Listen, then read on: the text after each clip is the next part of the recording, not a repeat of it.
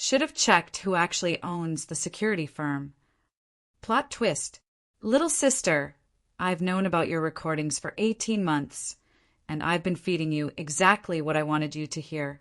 Every single word. Jessica's phone suddenly went dark. Then mine, then everyone else's in the room. The question is, Rebecca continued, stepping toward Jessica, do you want to know what I've been recording inside your house? Because I promise you it's far worse than anything you think you have on me. Have you ever heard a siren wail and felt it wasn't just for someone else, but for your entire life crumbling around you?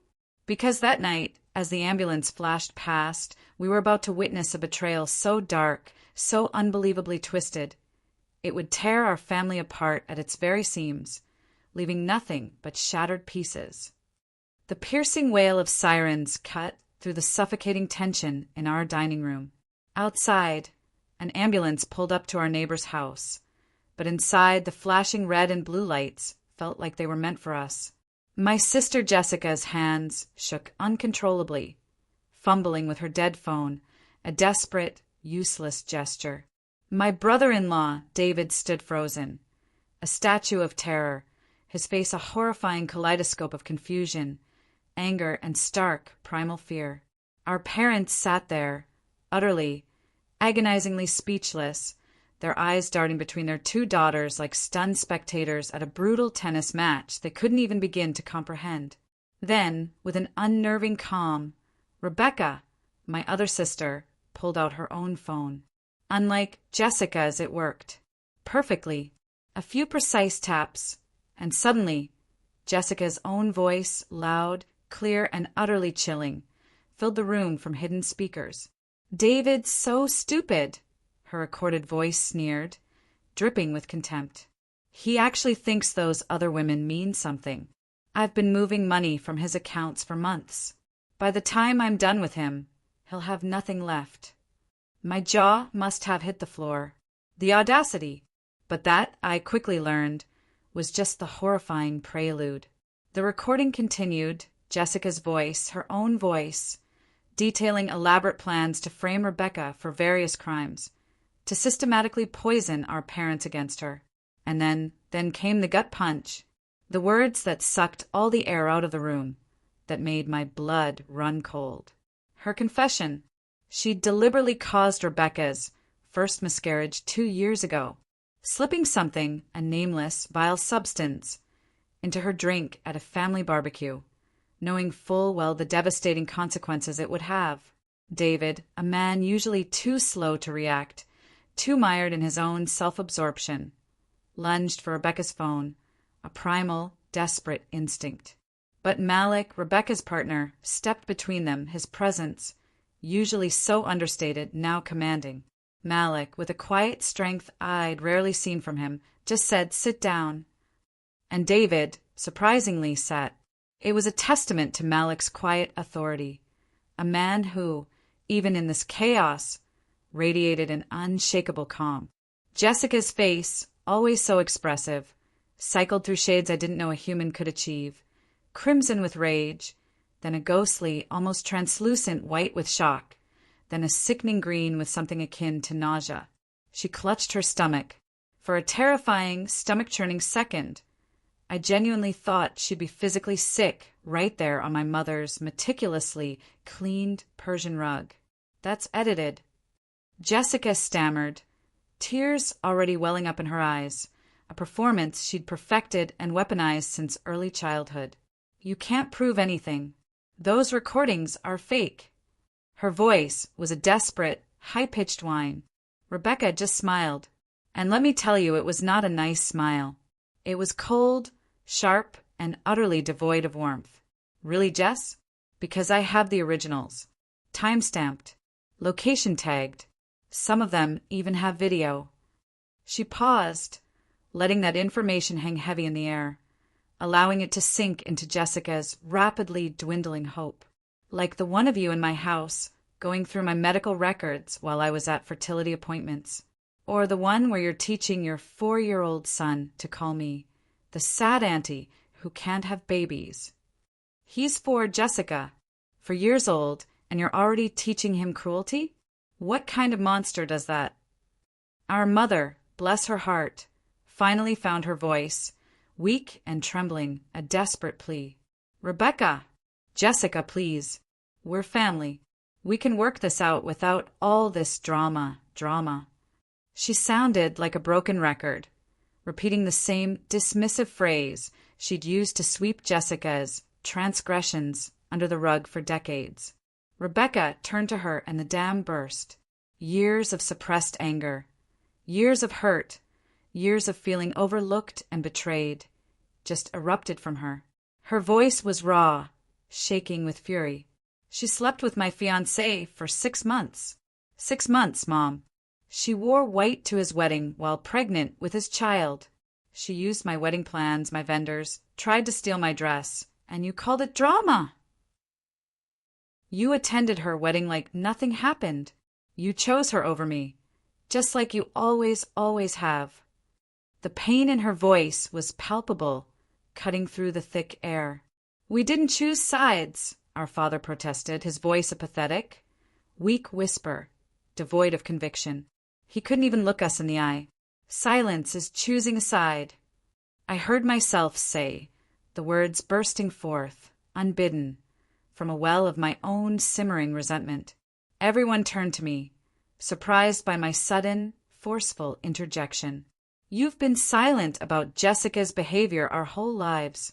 When she stole Rebecca's boyfriends in high school, you said, boys will be boys. When she copied Rebecca's college essays and got into the same school, you said, imitation is flattery. When she literally stole her fiancé, you said Rebecca should be happy for her sister. You've been choosing Jessica by enabling her for 28 years. You let her get away with everything. My voice cracked with the sheer weight of 2 decades of bottled-up frustration. Jessica, ever the master manipulator, ever the actress, tried a new tactic. Tears, real, heavy, glistening crocodile tears, streamed down her face, instantly. I'm pregnant, she wailed, clutching her belly dramatically. You can't do this to a pregnant woman. Think of my children. Her voice was laced with a sickly sweetness, a desperate attempt to weaponize her condition. I am thinking of your children, Rebecca said, her voice chillingly calm, cutting through Jessica's histrionics. They deserve better than a mother who lies, cheats, and steals. They deserve better than parents who teach them that hurting others is acceptable if you can get away with it. She pulled up another file on her phone. This one's my favorite, Jess. It's you and David arguing about his affairs. Not because you're hurt, not because you care about his infidelity, but because, and I quote, those better not think they're getting any of my money. You knew about every single one of them. You didn't care about his betrayal as long as the checks kept coming, as long as you were financially secure. Suddenly, David's phone, which had been silent for so long, sprang to life, buzzing with what felt like 100 notifications at once. He stared at it, his face draining of all color, turning a sickly, ashen gray. The business accounts, they're frozen. All of them. How did you? His voice was barely a whisper of disbelief. Turns out, when you use company funds to pay for hotel rooms for your girlfriends, that's embezzlement, Malik explained calmly, completely unfazed by the unfolding drama. His voice was a stark contrast to the hysteria in the room. The board was very interested in those receipts. Very interested indeed. They called an emergency meeting an hour ago. You're not unemployed yet, David, but you will be by morning. And those women you've been seeing? They've all been very cooperative with providing evidence. Especially Samantha, the one who's pregnant.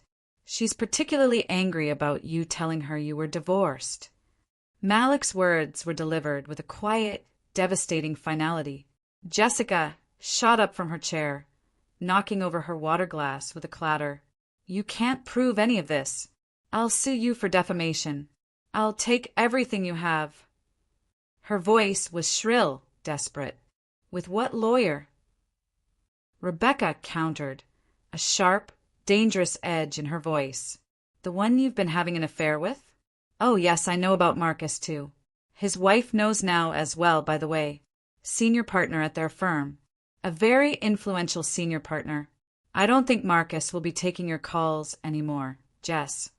Rebecca's words were precise, each one a perfectly aimed dagger. The room felt like it was spinning, the walls closing in. Our parents looked like they'd aged 10 years in 10 minutes, their faces etched with shock and regret. David was frantically scrolling on his phone, presumably watching his entire life unravel, fall apart in real time. Jessica stood there, her mouth opening and closing soundlessly, a grotesque image of a fish out of water, gasping for air. "Here's what's going to happen," Rebecca said, standing up tall, placing a protective, almost sacred, hand over her own stomach, a gesture that spoke volumes without a single word. "You're going to leave my house alone. You're going to stop spreading lies about me. You're going to get therapy, real therapy, not the kind where you manipulate the therapist into thinking you're the victim. And you're going to stay away from me and my family, permanently. Or what?" Jessica snarled, the mask of victimhood finally, completely, irrevocably off. Her face was contorted with pure hatred. "You'll release some edited recordings? You think you've won? I'll destroy you. I'll make sure everyone knows what kind of person you really are." Rebecca, unperturbed by Jessica's venom, pulled up one final video on her phone. It was Jessica, sitting in what looked chillingly like Rebecca's own bedroom, holding a small bottle of pills. "These should do it," Jessica's recorded voice said, a casual, almost cheerful tone that sent shivers down my spine. "A few of these in her smoothie, and bye-bye, baby. She'll think it's another miscarriage." Poor Rebecca. The room went absolutely, terrifyingly silent, the kind of silence that screams. Even the sirens outside had faded away, leaving an eerie, unnatural quiet. "You recorded yourself planning to poison me," Rebecca said, her voice dangerously quiet, laced with disbelief and profound hurt. "You recorded yourself actually doing it, and you kept a video. Why, Jess? Why would you keep such a thing? As a trophy? Is that what it was?" Jessica's legs gave out beneath her. She collapsed back into her chair, all fight, all bluster, all manipulation, completely gone. Her body seemed to deflate. I didn't mean it. It wasn't supposed to." Her voice was a broken whimper. "To what?" Rebecca pressed, her voice sharp, cutting through Jessica's pathetic excuses. "Kill my baby? Just make me sick enough to miscarry? What exactly was your plan, Jessica? What was your ultimate goal?" Our mother, who had been frozen in shock, suddenly started to cry. Real tears this time, not the manipulative kind Jessica wielded like weapons, but deep, gut-wrenching sobs of pure, unadulterated grief and horror. "My babies," she sobbed, clutching Dad's arm. "What have you done? What have we done?" The question hung heavy, thick with unimaginable regret. "You enabled a monster," I said flatly, my voice devoid of emotion, a stark pronouncement of truth. "And now you're seeing what monsters do when they think they're invincible. You created this." David, as if jolted back to life, suddenly jumped up. "I need to go. I need to. The lawyers. I have to." He stumbled towards the door, but Malik's voice, calm and firm, stopped him cold. "I wouldn't go home if I were you," Malik advised, a hint of something dark in his tone. "Samantha's there with her brothers. They're very protective of their pregnant sister, the one you told you were getting divorced to marry. I imagine they have a lot to say to you." David's face went even paler, a truly impossible feat at this point. He slumped against the door frame, utterly defeated, his world crashing down around him. Rebecca gathered her purse, her movements deliberate, and took Malik's offered hand. "We're leaving now, Jess. You have 48 hours to get your cameras and any other devices out of my home. I've already changed the locks, so you'll need to call first. A security team will supervise your visit. This is no longer your house." "Rebecca, please," Jessica whispered, her voice barely audible, desperate. "I'm your sister." It was a plea, a last-ditch effort at connection. "No," Rebecca said, her voice firm, resolute, and utterly final. "You're someone who happened to share a wound with me. Sisters don't try to poison each other. Sisters don't steal each other's fiancés. Sisters don't cause miscarriages out of jealousy. You're not my sister. You're just someone I used to know. And I don't know you anymore." She turned to our parents, her gaze unwavering, unflinching. "And you too? I'm done hoping you'll choose me. You've made your choice for years. Choose your golden child. Live with that choice. But know that my children will never know you. They'll never know the grandparents who stood by silently while one daughter systematically tried to destroy the other." Her words were a chilling promise, a final, devastating boundary. As Rebecca and Malik walked toward the door, Jessica made one last desperate, pathetic attempt. "You're recording this too, aren't you? This whole thing. You're just as bad as me." Her voice was a desperate accusation, trying to drag Rebecca down to her level. Rebecca paused at the doorway, looking back, a small, knowing smile on her lips. "The difference, Jess, is I'm recording evidence of crimes. Evidence to protect myself and my family. You recorded yourself committing them. And for the record, this isn't being recorded. I don't need to. Everyone here heard everything. Mom, Dad, David, our sister. Everyone knows who you really are now. That's punishment enough." They left. The silence that followed was truly deafening, heavy with the weight of unspoken truths and shattered illusions. Jessica sat at the table, staring blankly at her hands, as if they belonged to someone else. David stood frozen by the door, a man whose life had just disintegrated before his eyes. Our parents held each other, looking utterly lost and broken, their faces etched with a profound, crushing grief. I stood up to leave, too, unable to remain in the poisoned air of that room.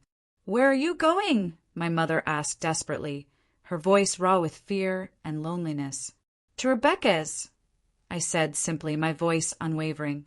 "To celebrate the twins with my actual sister, the one who never tried to poison anyone, the one you should have protected instead of enabling her abuser for all these years." My words hung in the air, a final, brutal truth. As I walked out, I heard Jessica start to sob. Not the fake, manipulative tears she'd perfected over decades, but real, ugly, soul-deep crying. The kind that comes when you realize you've utterly destroyed everything and everyone around you, and there's no one left to blame but the reflection in the mirror. The ambulance was long gone. The neighborhood was quiet, peaceful even, in its oblivious suburban bubble. But inside that house, a family was falling apart, piece by agonizing piece, and for once, the right person was paying the price for their cruelty. The aftermath. Unveiling the master plan and the long game, I drove to Rebecca's, my hands white-knuckled on the steering wheel, my mind replaying every horrific detail, every sickening revelation. The quiet suburban streets felt surreal, a stark contrast to the emotional war zone we'd just left. The porch light was on, a warm, welcoming beacon of sanity and safety. Rebecca opened the door before I could even knock, as if she sensed my arrival. Exhaustion etched her face, but there was also a quiet relief, a nascent strength I hadn't seen before. We hugged, a wordless, profound embrace that spoke volumes. Inside, Malik was calmly making tea, his presence a grounding force. "How long have you known about the poisoning?" I asked, my voice barely a whisper, accepting a warm mug he offered. The question had been gnawing at me. Rebecca sank onto the couch, her hand instinctively, protectively, going to her stomach. 6 months. I found the video when I was going through security footage looking for something else entirely. It was a random discovery, a horrifying accident. At first, I couldn't believe it. Even knowing everything Jessica had done, every cruel act, every manipulation, I never thought she'd go that far. To intentionally harm an unborn child. That was a different level of evil. The next morning, my phone rang at 6 a.m., jarring me awake. It was our mother, hysterical, her voice a panicked shriek. Jessica had shown up at their house at midnight, kids confused and crying in tow, demanding help, demanding refuge. David hadn't come home. Jessica had discovered, to her horror, that he'd emptied their joint savings before the business accounts were frozen. I met Rebecca for breakfast later that day. She listened calmly, stirring her decaf coffee, a picture of quiet determination. "She's going to escalate," Rebecca stated, matter-of-factly, her gaze distant. Jessica never learned how to lose gracefully. This is just the beginning of her fight. She was terrifyingly right. By noon, Jessica had called me 17 times. The voicemails began pleading, then spiraled into angry accusations, then outright chilling threats. She claimed she had more recordings, more secrets. She'd ruin us all, she promised, if we didn't help her immediately.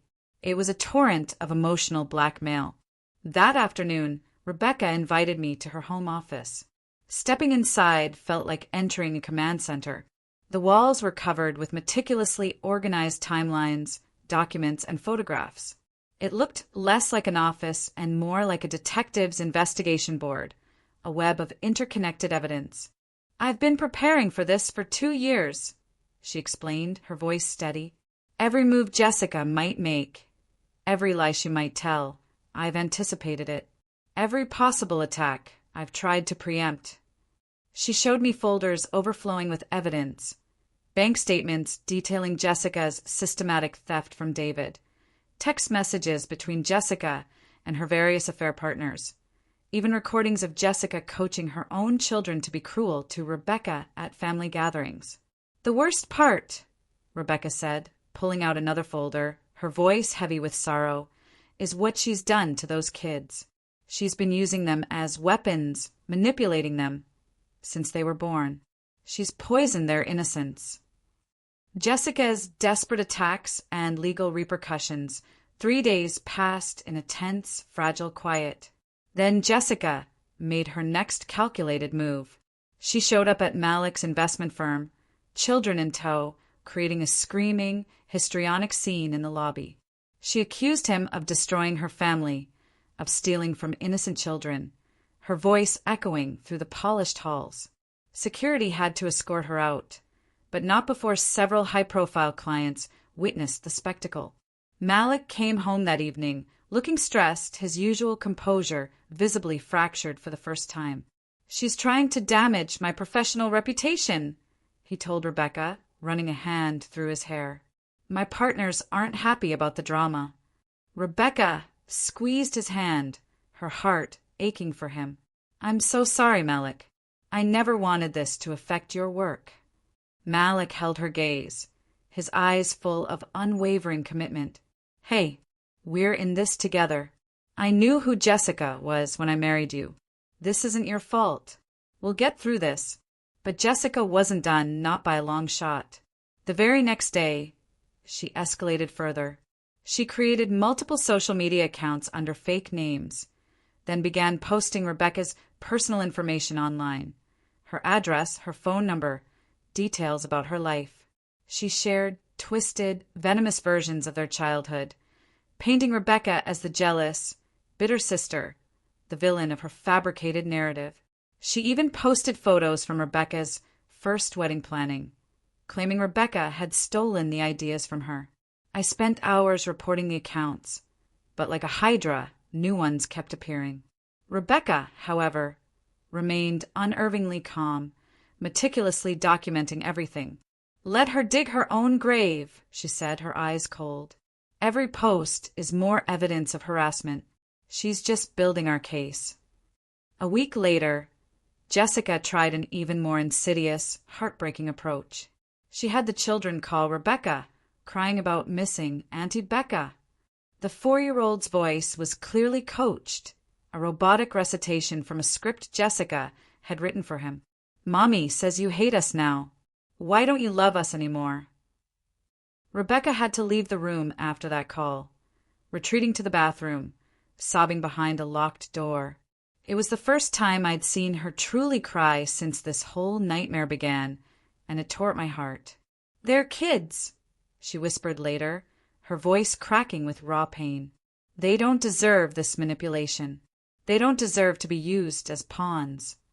Meanwhile, David had resurfaced, his life a chaotic mess. He'd been staying with Samantha, the pregnant woman, but that fragile arrangement exploded spectacularly when two of his other girlfriends showed up at her apartment. The resulting confrontation, a street brawl between David and three furious women, complete with hair-pulling and screaming, made it onto neighborhood social media pages, complete with viral videos of David being chased down the street. He called me, desperate, his voice a pathetic whine. "You have to help me talk to Rebecca. This has gone too far. I'll do anything to make it stop." I told him bluntly, my patience long gone. "You made your choices, David. You destroyed your own life. Rebecca just held up a mirror to the man you chose to be."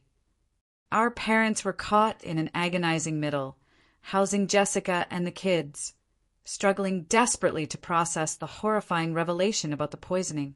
Mom called me daily, her emotional state a pendulum swing, alternating wildly between defending Jessica, she was probably joking in that video, honey, and expressing profound horror. How could she do that to her own sister? They were in shock, their idealized view of their golden child crumbling.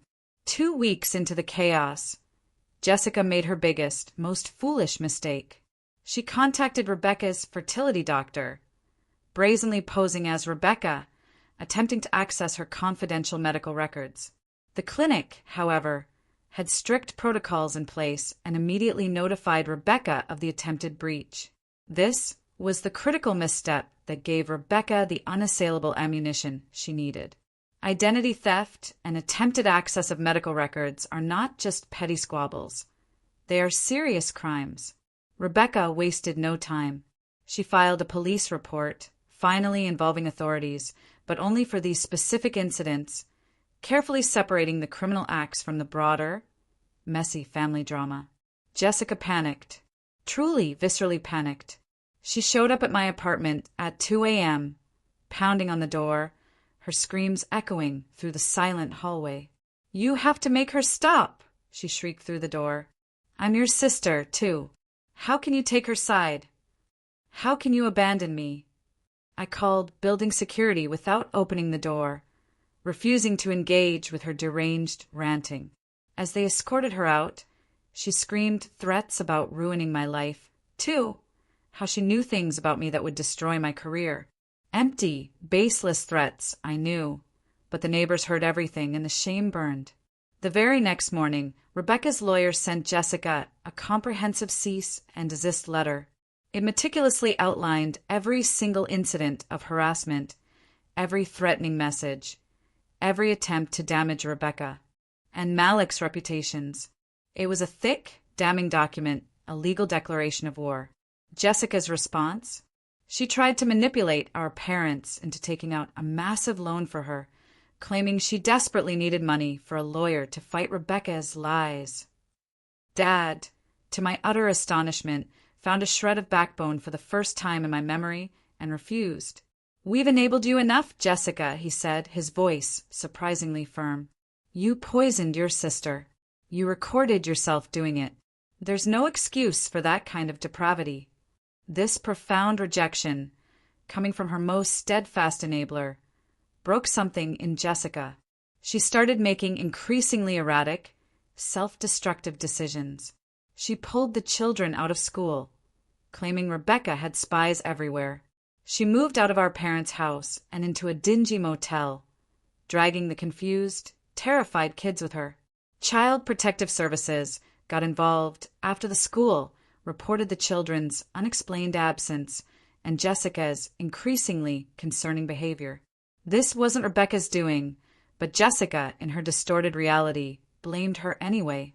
The social worker who visited found the children living in chaos, eating fast food for every meal, while Jessica spent her days creating fake social media accounts and recording rambling, incoherent videos about how she was being persecuted. During this tumultuous time, Rebecca, remarkably, focused on her pregnancy.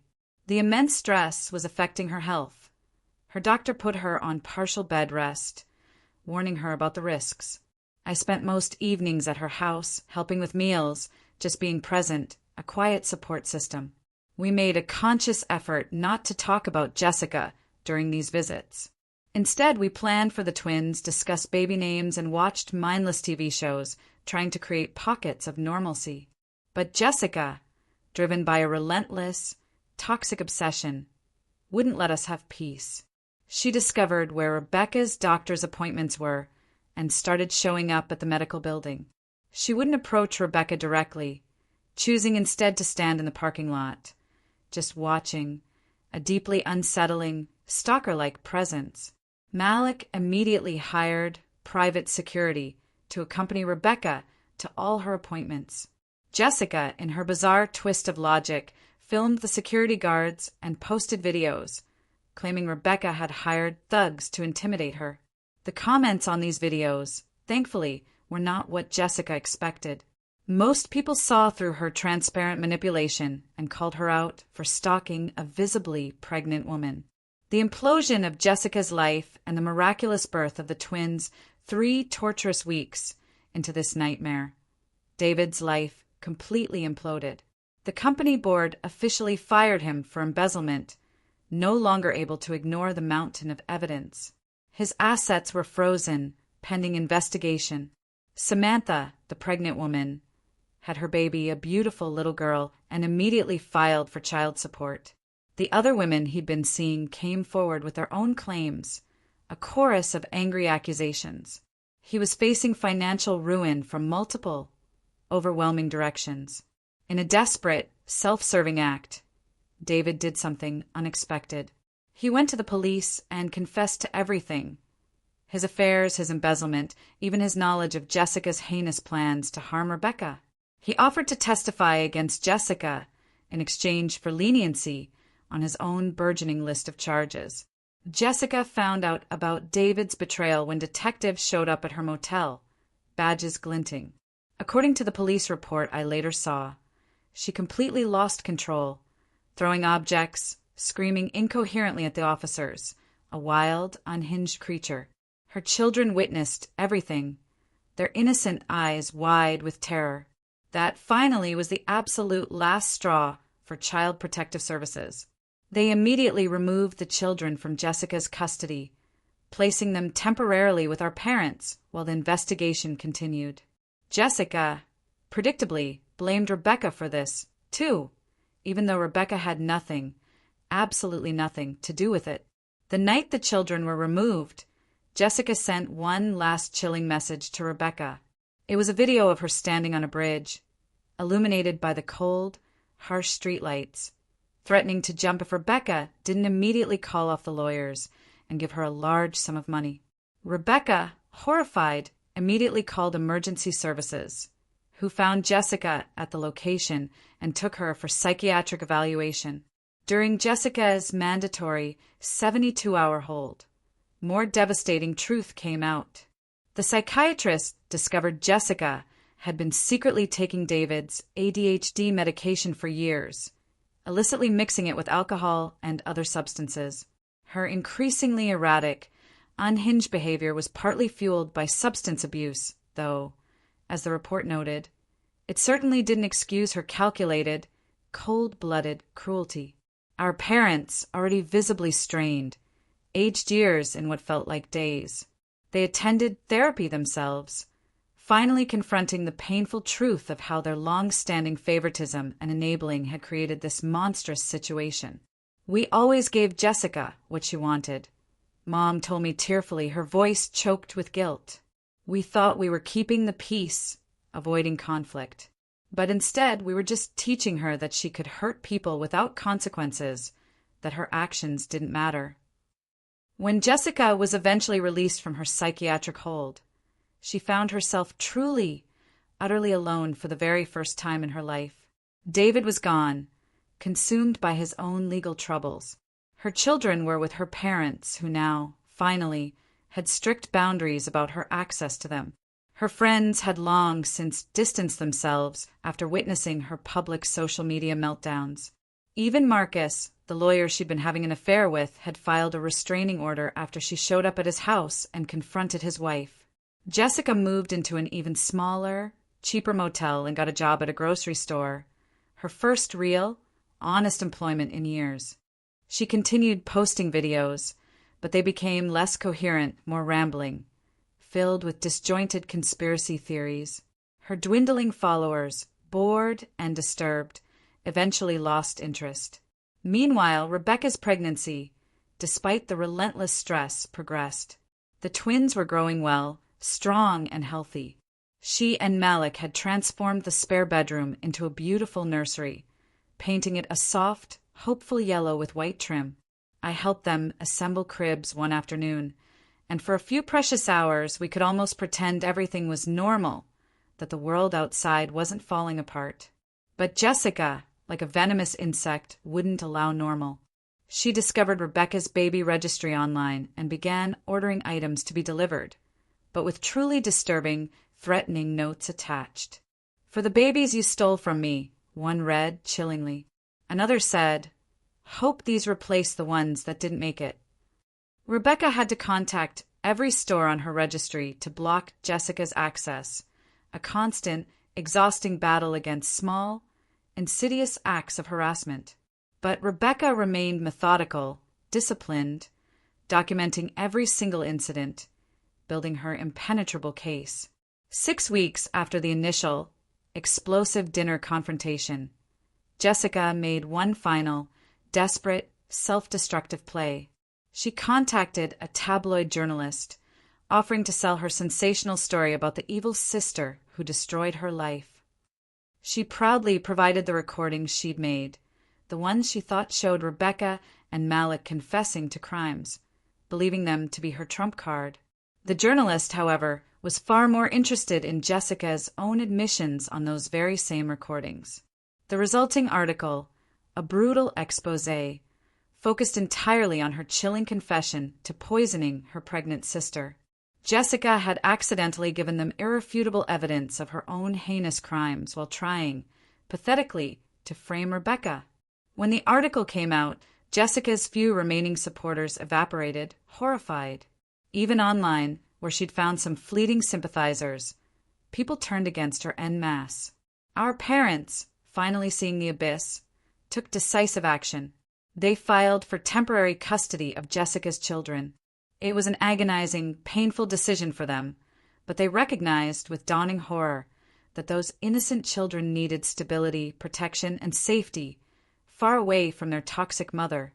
Jessica's response was, predictably, to violate the cease and desist order spectacularly.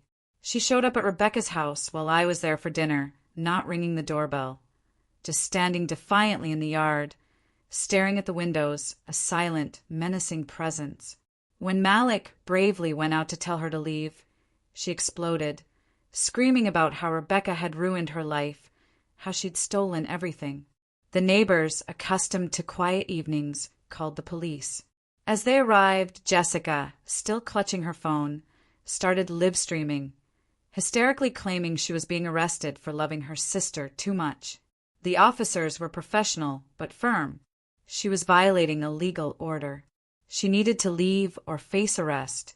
Jessica, ever defiant, chose arrest. As they handcuffed her, she looked directly at the camera, a chilling, final declaration. "Rebecca, I know you're watching. This isn't over. You took everything from me. My husband, my children, my life.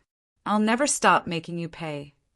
But even as she uttered those venomous words, you could see the profound, inescapable defeat in her eyes. She'd lost everything. Not because Rebecca had taken it, but because she, Jessica, had systematically destroyed it herself with her lies, her cruelty, and her pathological inability to accept responsibility for her actions. I stayed with Rebecca that night. She was shaken by Jessica's public display, by the sheer audacity of her, but also strangely calm, almost serene. "I knew it would come to this," she said quietly, her voice tired but resolute. "Jessica always has to have the last word, always has to make a scene. even when she's already lost everything. The arrest was a clear violation of her cease and desist order, which finally meant actual legal consequences. Jessica spent the night in jail and was released on bail the next morning. Our parents, finally drawing firm, unyielding boundaries, refused to pay her bail. She had to use a bail bondsman, adding another crushing financial burden to her mounting problems. The immense stress of everything was taking an undeniable toll on Rebecca. Her doctor was gravely concerned about her blood pressure and the serious risk of early labor. She was put on complete bed rest for the remainder of her pregnancy.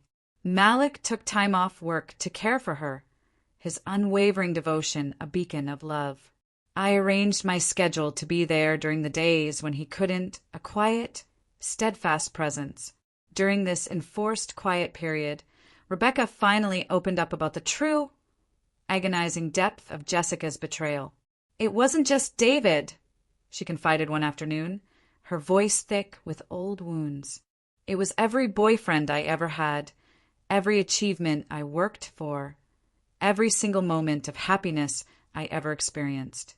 She couldn't stand to see me have anything she didn't. She showed me old diaries from high school, their pages filled with the painful documentation of Jessica's systematic campaign to undermine her. Teachers Jessica had charmed into giving Rebecca lower grades. Friends Jessica had turned against her with carefully placed lies. Opportunities Jessica had sabotaged with anonymous, cruel complaints. "I thought getting away for college would help," Rebecca continued, a bitter laugh escaping her lips. "But she followed me, applied to the same school using my essays, got into my sorority, even dated my ex-boyfriends after I broke up with them, just to prove she could take what was mine." The pattern was crystal clear and deeply disturbing. Jessica's entire identity seemed to be built around taking things from Rebecca, around diminishing her. Without that toxic dynamic, she literally didn't know who she was. And now, with nothing left to take, with all her weapons, disarmed, she was falling apart. 2 months after the initial confrontation, the legal consequences began catching up with everyone involved. David, facing a mountain of evidence, pleaded guilty to embezzlement charges and received a sentence of 2 years in prison, though he'd likely serve less with good behavior. His testimony against Jessica was a crucial part of his plea deal, a final, self-serving act of betrayal against her. Jessica's trial for identity theft and harassment was set for the following month. Her public defender, seeing the overwhelming evidence, advised her to take a plea deal, but Jessica delusionally refused. She insisted on her day in court, convinced she could, somehow, make everyone see that she was the real victim, the innocent party. Our parents struggled immensely with the agonizing decision to testify against Jessica. They'd already provided statements about the poisoning video and Jessica's chilling confession, but taking the stand against their own daughter felt like a final, unbearable betrayal. Their therapist, however, helped them understand that testifying was not about choosing sides, but about protecting their innocent grandchildren and holding Jessica accountable for her heinous actions. During this emotionally draining time, Rebecca, overwhelmed by the cumulative stress, went into early labor. The relentless pressure had finally overwhelmed her body's ability to protect the pregnancy. I was with her when her water broke, 5 agonizing weeks before her due date. The rush to the hospital was terrifying, fraught with fear. "Not again. Please, not again," Rebecca whispered, gripping my hand so tightly it ached, the memory of her previous miscarriage a raw, open wound. But this time, mercifully, was different. The twins, a beautiful boy and girl, were born small, but miraculously healthy. They spent 2 weeks in the NICU, tiny fighters, but there were no serious complications. Rebecca and Malik named them Alexandra and Nicholas. New beginnings, fresh starts, with no connection to the dark, painful family drama that had preceded them. Jessica, predictably, found out about the births through social media. Someone, innocently, had posted congratulations on Malik's company page. Her reaction was swift, cruel, and utterly predictable. A card, dripping with venom, sent directly to the hospital. Congratulations on stealing my life so completely. Enjoy my leftovers. Hospital security, well aware of the ongoing situation, intercepted the card, adding it to the ever-growing evidence file for Jessica's upcoming trial. Even in what should have been Rebecca's most joyous, sacred moment, Jessica couldn't resist trying to cause pain, to cast a shadow. Justice, hope, and lingering scars as the twins finally came home and life slowly, tentatively settled into a new, precious routine. The extended family began the long, arduous process of healing. Our parents, now with temporary custody of Jessica's children, worked diligently with therapists to undo the profound damage of their mother's systematic manipulation. The children, slowly but surely, began to understand that love didn't mean hurting others, that family meant support and unconditional love, not sabotage and betrayal.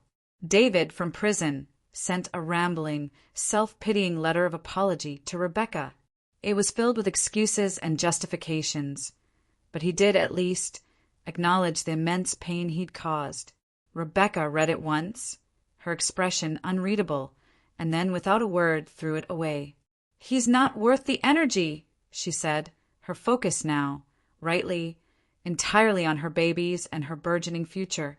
Jessica's world, meanwhile, continued to shrink. She lost her grocery store job after missing shifts for court appearances. Her motel kicked her out for non-payment. She eventually moved in with a distant cousin who, blessedly ignorant, hadn't heard the full, horrifying story. But that arrangement lasted less than a week once the cousin Googled Jessica's name and found the lurid tabloid articles. The night before her trial, Jessica made one last, desperate attempt at manipulation. She called her parents, sobbing about how truly sorry she was, how she'd found help and was better now. She begged them to drop the charges, to give her just one more chance. When they gently but firmly refused, explaining that the charges weren't theirs to drop, she exploded in a terrifying, familiar rage, utterly revealing that nothing, absolutely nothing, had truly changed. The trial itself was swift, a stark display of justice. The evidence was overwhelming, an unassailable mountain of proof. Jessica's own recordings, once intended to blackmail Rebecca, became the undeniable proof of her crimes. Her social media posts showed a clear, chilling pattern of relentless harassment. The identity theft at the medical office was documented and undeniable. Jessica, against her lawyer's frantic advice, insisted on taking the stand. She tried, pathetically, to paint herself as a loving, wronged sister driven to desperation by Rebecca's cruelty. But under cross-examination, her fabricated story utterly fell apart. She couldn't explain the poisoning video. She couldn't justify the identity theft. Her tears, once her most potent and effective weapon, now seemed hollow, theatrical, and deeply manipulative to everyone watching. The jury deliberated for less than 2 hours. Guilty on all counts. The judge, a stern, unyielding woman, noting the particular, unspeakable cruelty of poisoning a pregnant woman and the relentless, ongoing harassment, sentenced Jessica to 18 months in prison and 3 years of strict probation. She was also ordered to have absolutely no contact with Rebecca, Malik, or their innocent children. As they led Jessica away, she turned to look at Rebecca one last time. The hatred in her eyes was searing, but it was mixed with something else. Confusion, a profound, almost childlike bewilderment, as if she still couldn't understand how her lifetime of pathological manipulation, her constant need to control and destroy, had led to this inevitable, desolate moment. Rebecca didn't attend the sentencing. She was home with her precious twins, Alexandra and Nicholas, building the beautiful, fulfilling life Jessica had tried so desperately to steal and destroy. When I called her and told her about the verdict, she simply nodded, a quiet calm settling over her. "It's over," she said quietly, a profound sense of peace in her voice. "Finally, it's over." But we all knew, deep down, that it wasn't really over. Not completely. Jessica would serve her time, and eventually she would be released. She'd have to rebuild her life from nothing, hopefully learning from her egregious mistakes, but possibly just becoming even more bitter, more hardened. The children, her children, would grow up knowing their mother had chosen cruelty and hatred over family. The scars would remain, a permanent reminder of the war that had raged. Still, as I watched Rebecca cuddle her babies, their tiny, perfect forms nestled against her, while Malik made dinner, a comforting aroma filling the house, I saw hope. Unbreakable hope. She'd survived Jessica's worst, most venomous attacks. She'd protected herself and her nascent family with a fierce, unwavering strength. She'd refused to let Jessica's poison, literal and figurative, destroy her chance at happiness at a new beginning. Our family would never be what it once was, that idyllic, fragile illusion of harmony. That illusion had been brutally shattered, replaced by something more honest, more real, if infinitely more painful. But maybe that was better. Maybe facing the ugly truth, however devastating, was the very first step toward real healing, towards building something stronger, more resilient. The long shadow and eventual triumph as I left Rebecca's house that evening, the moon high in the sky, I thought about the starkly different paths the two sisters had taken. Rebecca had chosen love, consciously and deliberately building a life filled with joy and connection with Malik and their children. Jessica, consumed by her own inner demons, had chosen hatred, systematically destroying everything she touched in her pathological need to hurt her sister. The consequences of those profoundly different choices were now crystal clear. Rebecca was surrounded by love, nurturing a beautiful future. Jessica was utterly alone, facing the desolate ruins of the life she had demolished with her own cruel hands. It was justice of a sort. Not perfect, not complete, for some wounds never fully heal, but it was real. The twins were crying softly as I reached my car, a gentle, comforting sound. The normal, healthy sounds of a thriving family.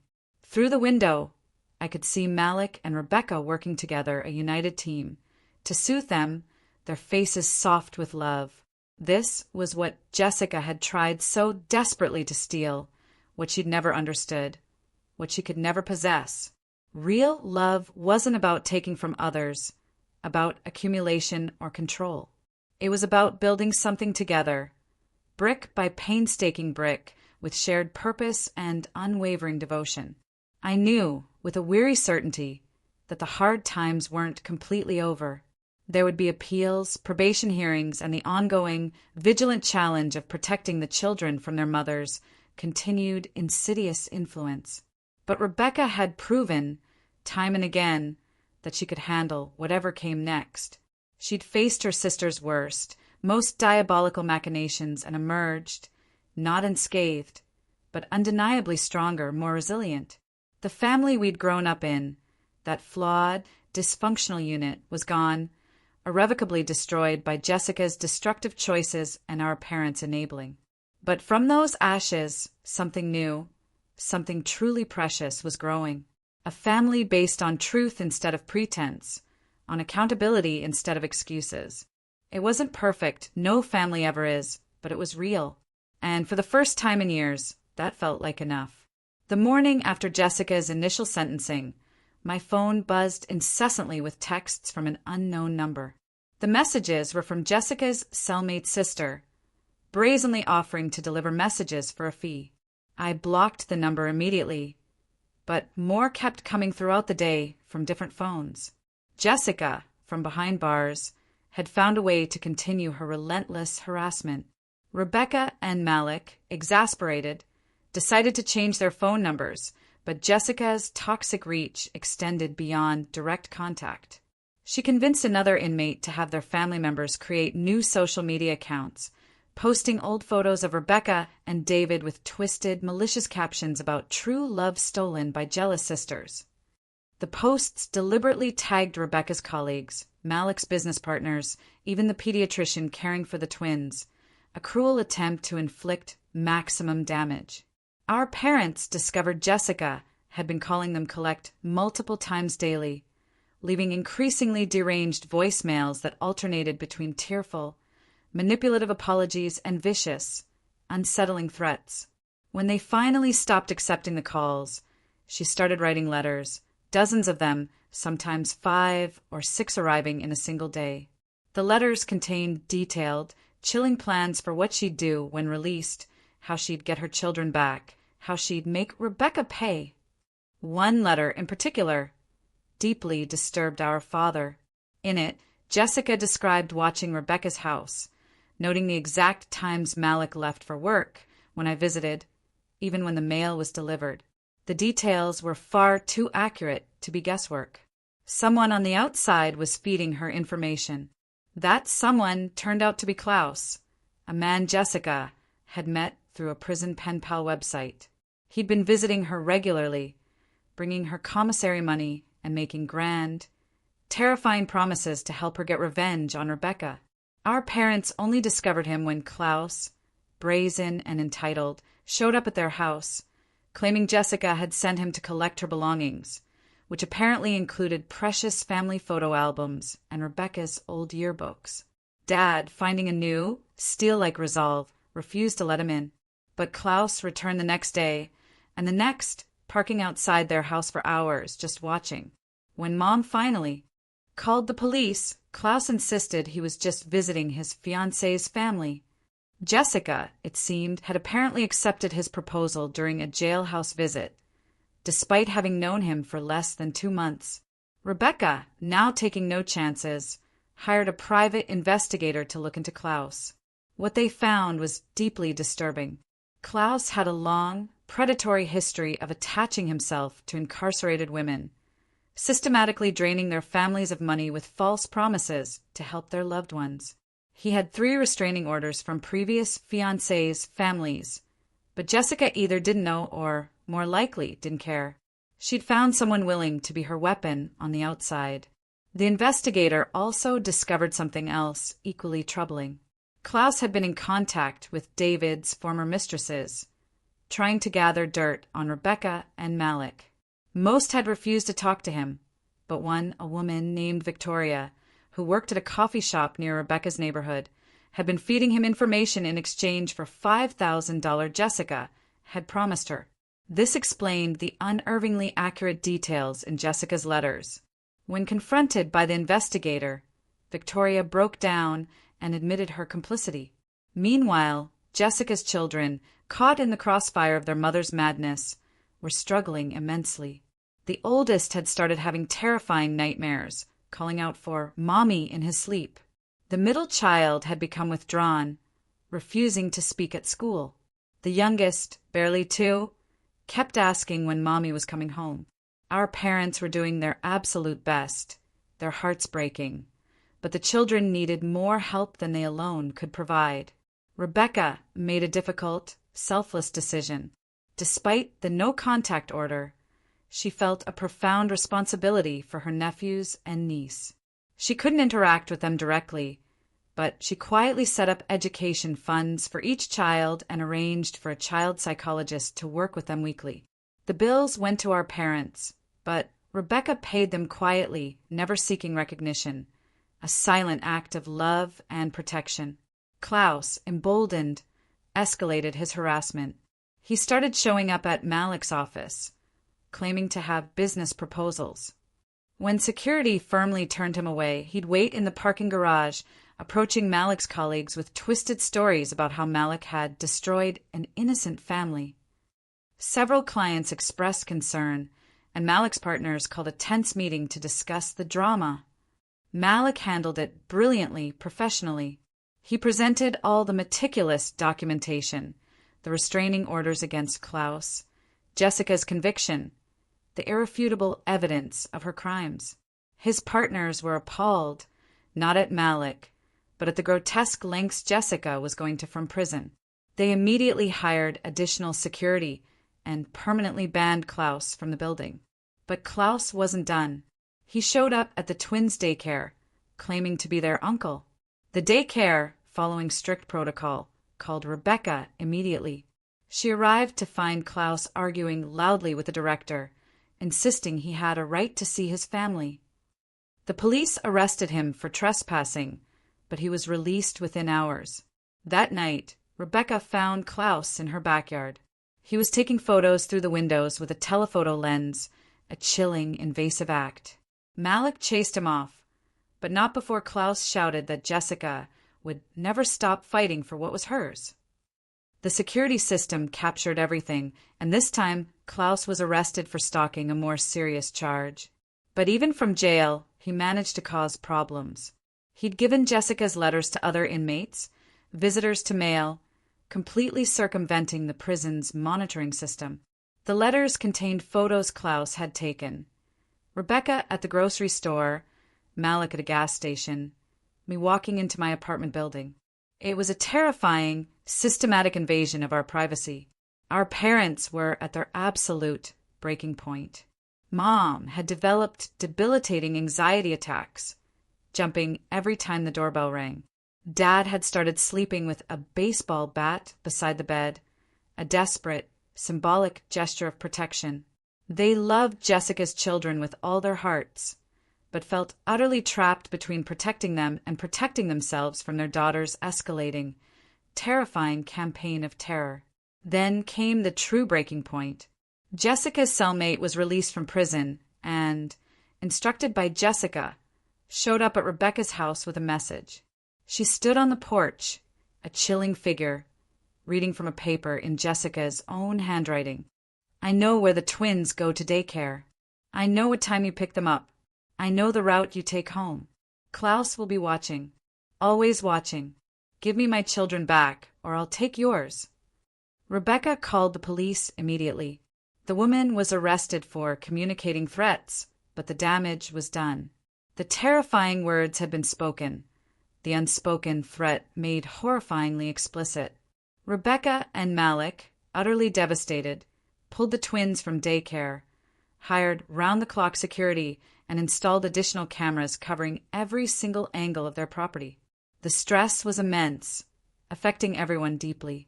Rebecca's milk supply dropped, and she struggled, tearfully, to feed the twins. Malik developed severe insomnia, checking the security feeds multiple times each night, his eyes shadowed with worry. I started varying my routes to their house, paranoid about being followed, constantly looking over my shoulder. Our parents aged years and weeks, the strain of protecting Jessica's children while constantly fearing their mother visible in every line on their faces. 3 months into Jessica's sentence, she made a critical, self-sabotaging mistake. She'd been corresponding with multiple men through prison pen pal sites, promising each of them different things in exchange for their help. When 2 of them, unaware of the others, showed up to visit on the same day, a violent fight broke out in the visiting room. Both men were arrested, and Jessica's precious male privileges were revoked, cutting off her vital lifeline to the outside world. Without her ability to orchestrate harassment from inside, Jessica grew desperate. She started picking fights with other inmates, hoping to extend her sentence and delay the inevitable. But the warden saw through her transparent plan. Instead of additional charges, she was placed in solitary confinement for her own protection, effectively cutting her off from all communication. Klaus, meanwhile, had violated his bail conditions by attempting to contact Rebecca's family again. He was sentenced to 6 months in jail, but not before sending one final, chilling package to Rebecca's house.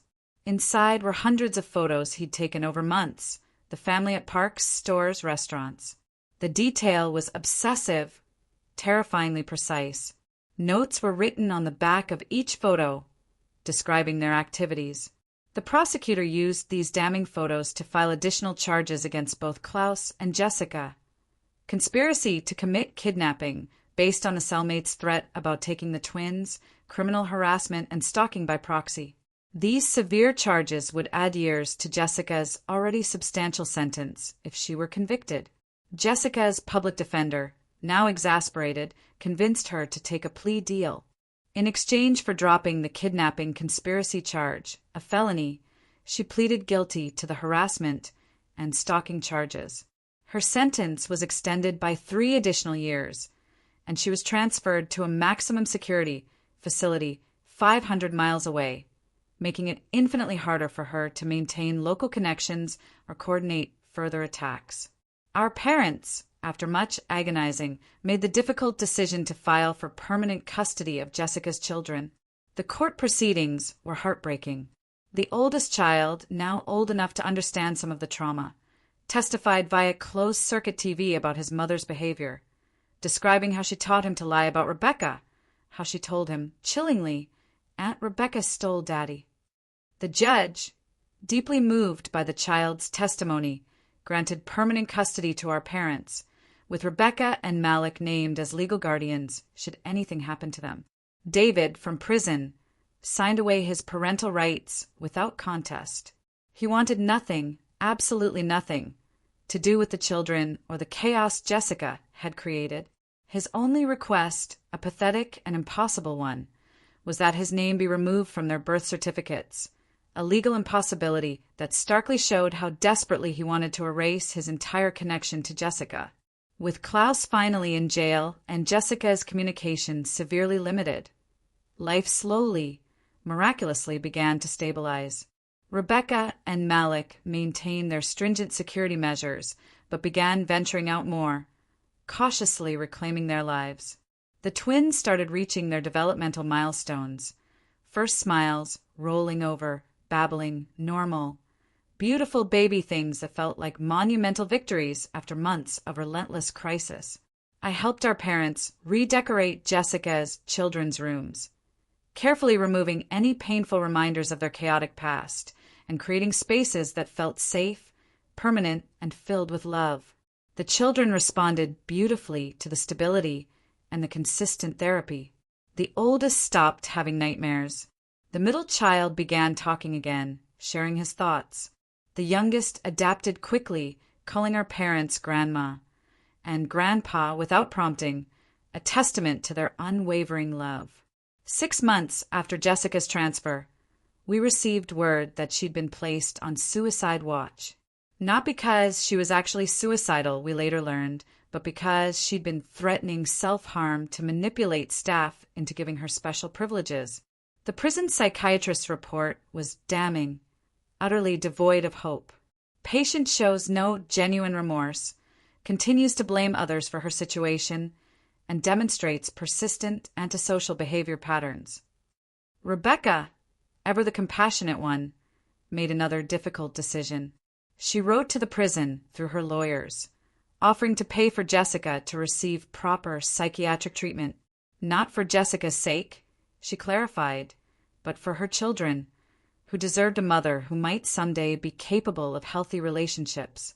The offer was made through lawyers, meticulously maintaining the no-contact order while still extending a lifeline of help. Jessica, predictably, refused. She sent word through her lawyer that she didn't need help, that Rebecca was the one who needed treatment for her jealousy and vindictiveness. Even faced with the undeniable consequences of her actions, she simply wouldn't admit fault. The children, now thriving, continued to flourish with our parents. The oldest joined Little League. The middle child discovered a profound love of art, and the youngest started preschool, their lives filled with normalcy and joy. Rebecca and Malik were careful to maintain boundaries, but they lovingly included the children in family gatherings, ensuring they grew up knowing they were cherished and loved, despite their parents' devastating failures. A year into Jessica's extended sentence, Klaus was released. He immediately left the state, apparently finding another incarcerated woman to attach himself to. The restraining orders remained in place, but his departure brought a profound sense of relief. One less threat to monitor, one less shadow looming. Jessica, ever resourceful in her malevolence, found new ways to cause trouble. She filed frivolous lawsuits from prison, against Rebecca for alienation of affection, against her parents for kidnapping her children, against Malik's company for conspiracy to commit fraud. Each suit was quickly dismissed as frivolous, but they still required responses, still cost money and time, a constant, irritating drain.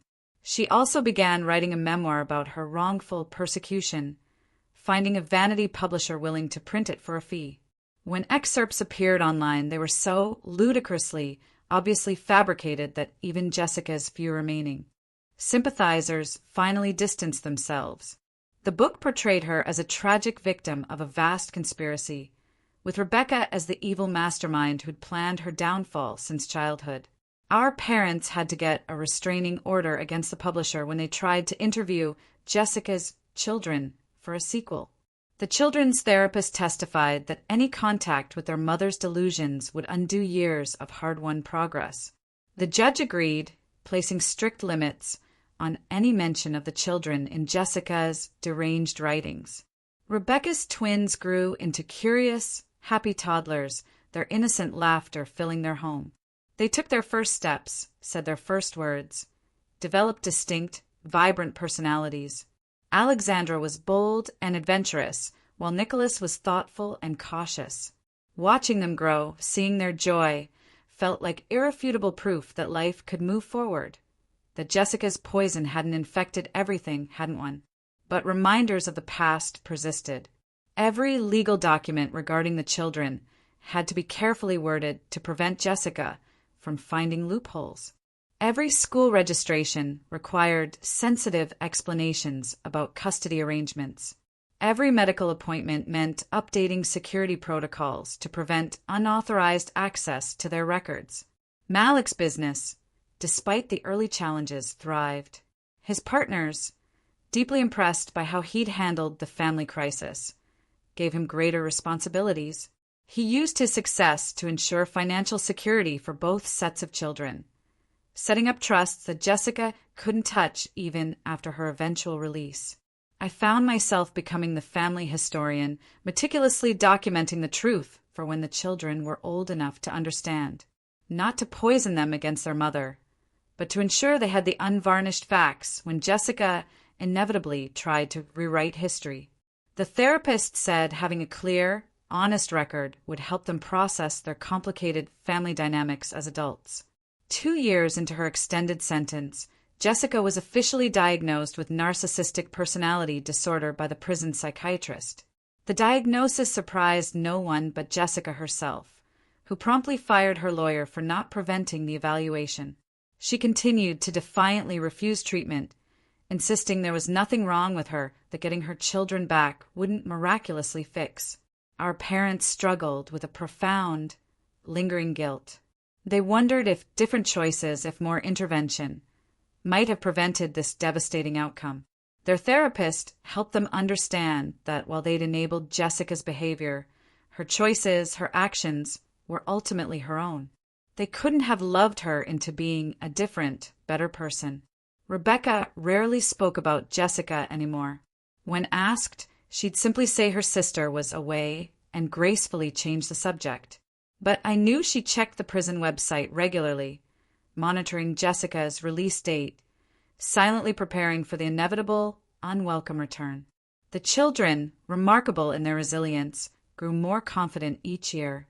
They knew their mother was in prison, but not the dark, brutal details. The therapist advised age-appropriate honesty, so they understood their mother had made bad choices but wasn't, intrinsically, a bad person. It was a delicate, difficult balance, protecting them while gently preparing them for future contact if Jessica ever genuinely changed. 3 years passed. Klaus, the vile pen pal, died in a drunk driving accident, mercifully removing one future threat. David was released on parole and immediately left the state, wanting no part of his former life, never attempting contact with his children, biological or otherwise. Jessica's behavior in prison gradually improved, not because she genuinely changed, but because she'd learned that good behavior meant earlier release. She attended required programs, worked in the prison library, and avoided major infractions. But letters to our parents, still intercepted and reviewed, revealed her true, unchanged thoughts. Elaborate plans for regaining custody, forcing Rebecca to pay for her crimes and reclaiming her stolen life. As Jessica's release date approached, Rebecca and Malik made careful, extensive preparations. They upgraded security systems, renewed restraining orders, and created detailed safety plans with law enforcement. The children's schools were notified, with Jessica's photo distributed to all staff. It felt like preparing for an inevitable, destructive storm, necessary but utterly exhausting. Our parents, seeking their own peace and safety, decided to move.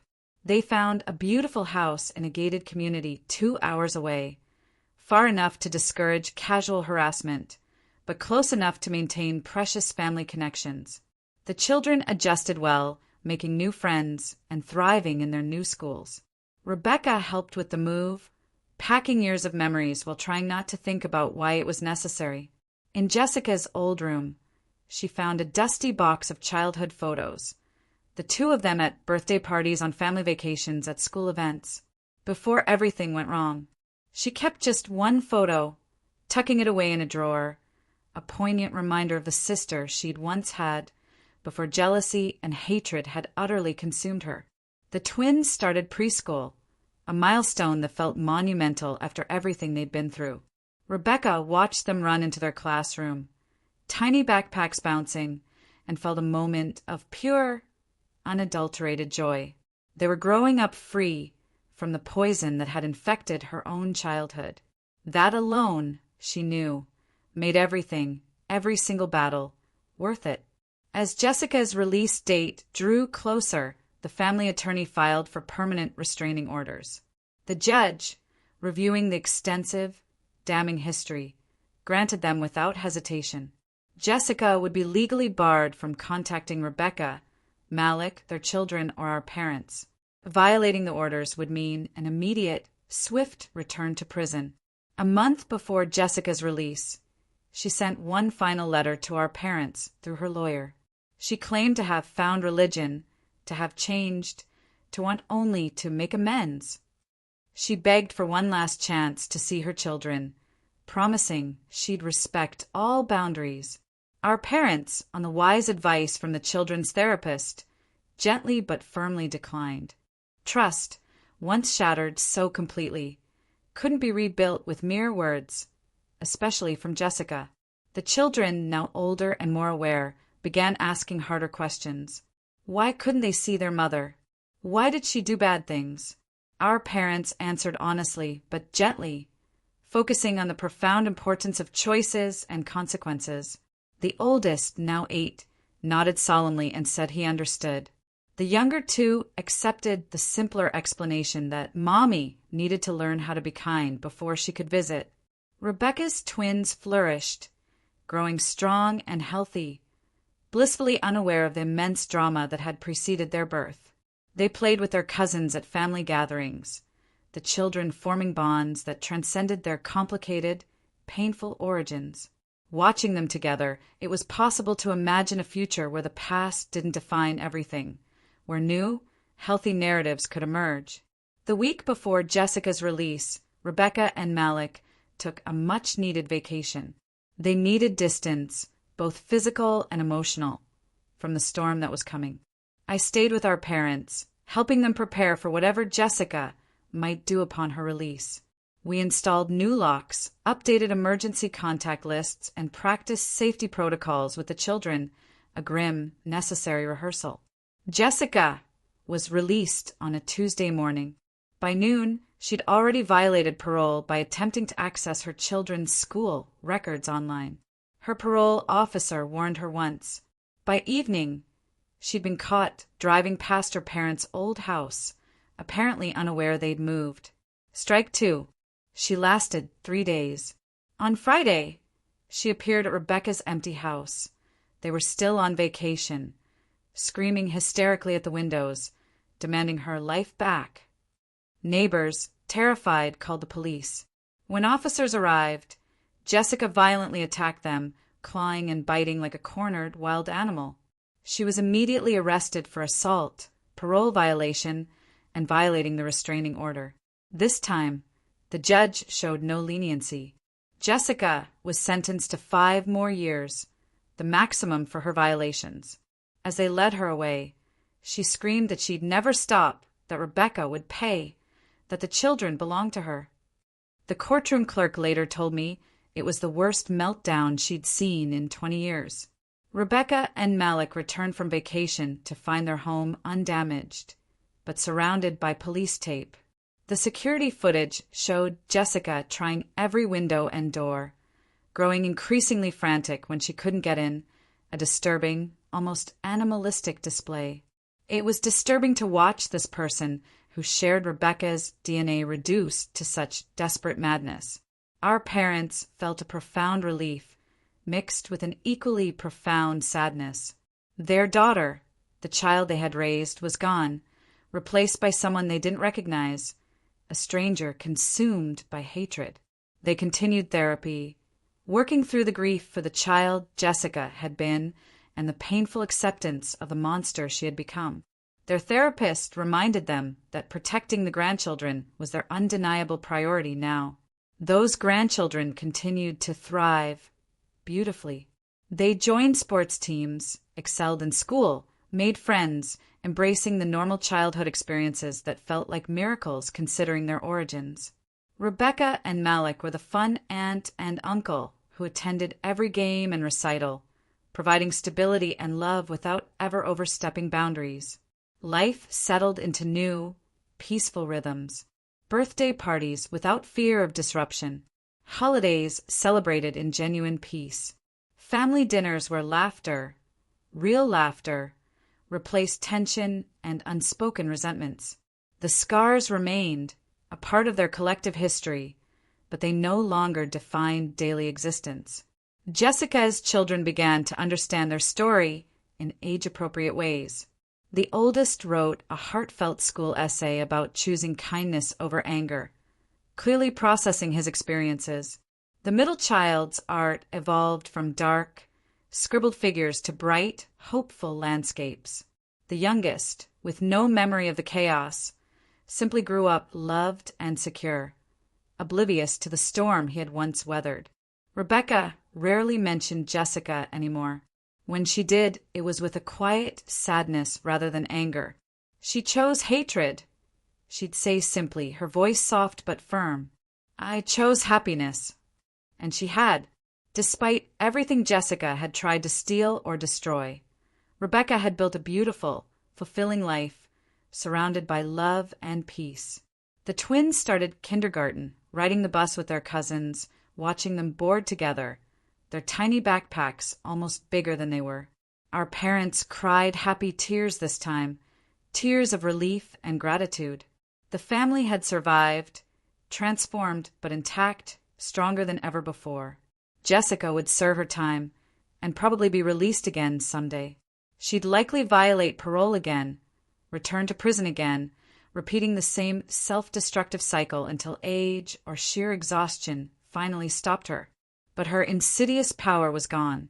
The family had learned to live without fear, to find joy and peace despite her continued existence. In the end, Jessica had been right about one thing. Rebecca had won, not through manipulation or cruelty, but by choosing love over hate, by building instead of destroying, by protecting what mattered most. The twins' happy laughter echoed through the house, a joyous symphony, irrefutable proof that life, real, vibrant life, had triumphed over Jessica's poison. Our family story wasn't unique, I knew. Toxic people exist in many families, causing unimaginable pain and chaos until others learn to protect themselves, to draw necessary, healthy boundaries. But survival was possible. Happiness was possible. Even after everything, after all the darkness, love endured. As I finished writing this account, I realized Jessica had given us an unexpected, albeit painful, gift. In trying so desperately to destroy Rebecca, she'd inadvertently revealed our family's true, unyielding strength. We'd faced the absolute worst, confronted our deepest fears, and emerged not entirely unscathed, for scars remain, but fundamentally unbroken. That in itself was its own profound victory. The children were calling for dinner now, their innocent voices bright and clear. Normal voices on a normal evening in a normal home. The most beautiful sound in the world. What would you have done in Rebecca's place? Have you ever had to face such a relentless and toxic family member? Tell me what you think. I really want to hear your stories and perspectives in the comments below.